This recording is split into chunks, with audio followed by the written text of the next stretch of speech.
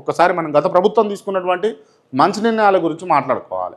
గతంలో ఈ రైతు బంధు విషయం కావచ్చు, అంటే ఇప్పుడు ఉన్నటువంటి రైతు భరోసా పడతా ఉందిగా, రైతు బంధు డైరెక్ట్ అకౌంట్లలో పడ్డది. ఈ మధ్యలో ఉన్నటువంటి కార్యకర్తలకు కావచ్చు, లేకపోతే కార్యకర్తలను కావచ్చు, లేకపోతే నాయకులకు కావచ్చు, అధికారులకు ఇట్లా అప్పచెప్పలే, డైరెక్ట్ అకౌంట్లో పడ్డది. ఈ అకౌంటబిలిటీ అనేది మెయింటైన్ చేసింది మంచిగా.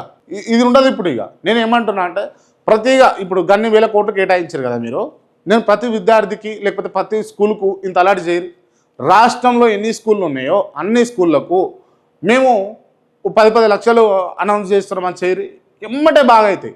5 లక్షలు పెట్టి ఆడున్నటువంటి స్టూళ్ళు లేకపోతే బెంచ్లు ఆ బోర్డులు అవన్నీ తయారు చేసుకుంటారు. పిల్లలకు కావాల్సినటువంటి వసతులు ఇస్తారు, దాని నుంచి జనరేట్ చేసుకుంటారు. మీరు ఉన్నతమైనటువంటి అంశాన్ని, ఉన్నతమైనటువంటి విద్యను లేకపోతే పారదర్శకత ఉన్నటువంటి పాలనను మీరు కొనసాగిస్తే కనుక పిల్లలు గవర్నమెంట్ పల్లెల్లో చదువుతున్నటువంటి పిల్లలకు నాణ్యమైనటువంటి కార్పొరేట్ వ్యవస్థకు తీసిపోకుండా మీరు వాటిని తీర్చిదిద్దితే అక్కడ లక్షలు డొనేషన్ కట్టే బదులు వీళ్ళు ఇక్కడ 10,000 5,000 పెట్టమన్నా కూడా పెట్టినా కూడా పేదలు కట్టడానికి రెడీగానే ఉన్నారు.